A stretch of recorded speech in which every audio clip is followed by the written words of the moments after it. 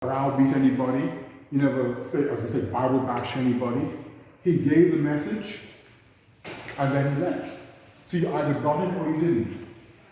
And so you've got to try and help people. But there comes a point, if that person doesn't get the message, as a team leader, you now have to make some decisions. But you still try to work with the person before you come to the point where, okay, this is not working for the team. It doesn't matter how much you like the person. What is best for the team? I'll say it again. One more time, you can say it louder, Mr. What Now. is best for the team? Come on. It's always in the interest of the team. Amen. And if all of you are going to lead in this team, then you have to do your part. Because otherwise you make it very difficult for other people. And it actually can affect performance. It will affect performance. It did.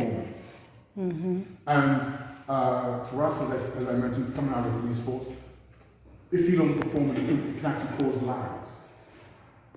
So it's all relative. In your situation, it affecting the team not being able to perform well, it is critical because then now you end up with a morale problem. Because sometimes some team members say, look, that person's not performing, and it's messing everything up. So you have to deal with it. But as a team, you also have to work to try to motivate him. It's not just up to the leader.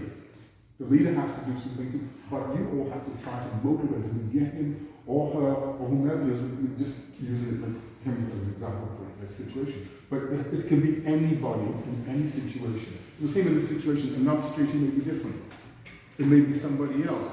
But the thing is, we have to motivate them because each one of them is our brother and our sister. Awesome. That is awesome. So you have to, as a team, make sure that you take care of your brother and your sister.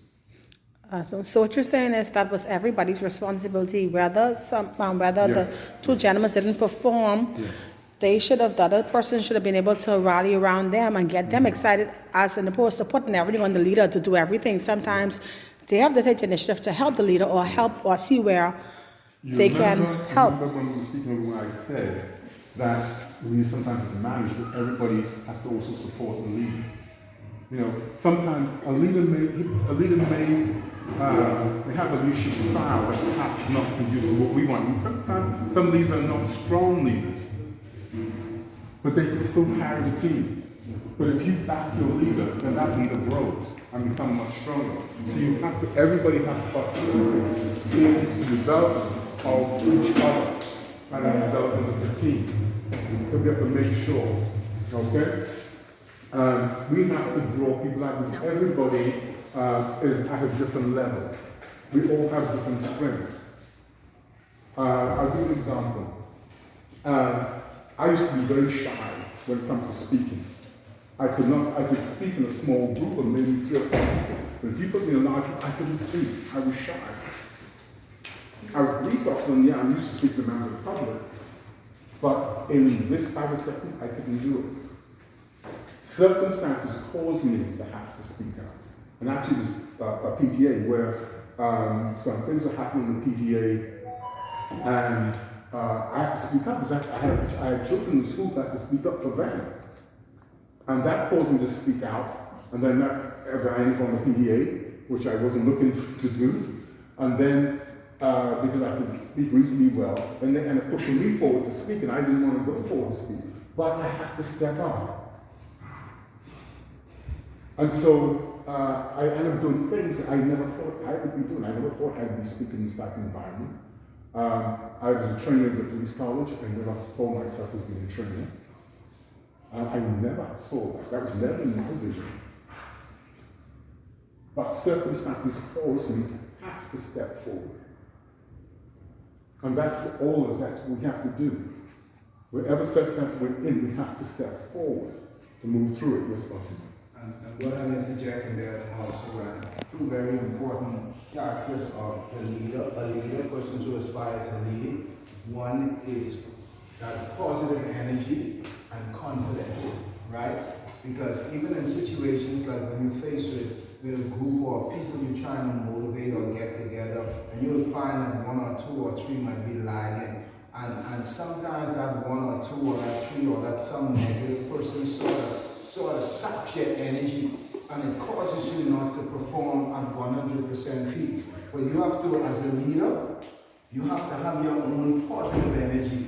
Your positive energy can motivate you in any circumstance. And you have to be that confident that no matter what, something can happen. We can perform, we can minister, we can make God proud, and regardless of who with me or not. And those criteria in leadership are very, very, because one of the things for this exercise here today, when even sitting so close together, and when you start to fail at a thing, and when you recognize your thing ain't working, sometimes it gets you to shut down, especially, if you're planning a dance or a ministry or something going on. You see, man, I can't get these people together, I can't get these, and sometimes it starts to cause you as a leader, saying, man, listen, man, let me go down there and let's scratch this. But you have to be motivated internally, and you have to have that confidence in yourself.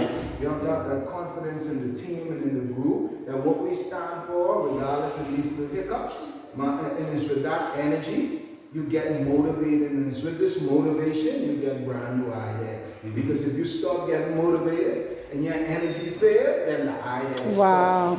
You see? How many used to copy the days in school? Anyone here used to copy? No one? Exactly. And so even in your group, in this ministry, sometimes when you find yourself in a tight spot or in a low, I call it low in my walk. When you find yourself, you have to look over at persons who full of energy. You have to wonder why Elder Evans always shine and why LJ or whoever always up. And sometimes you have to pay attention to that, and you have to get some inserts out of that so you can look around. So even here today, when your tower starts to fail and drop, man, you're supposed to look over next door and see what they're doing. They tower high. But when your motivation level drop, you're so close to success, and you can't see it, and you don't know how to put your hand on it, you're just frustrated with everything. So you have to always have positive energy, and always be confident in yourself.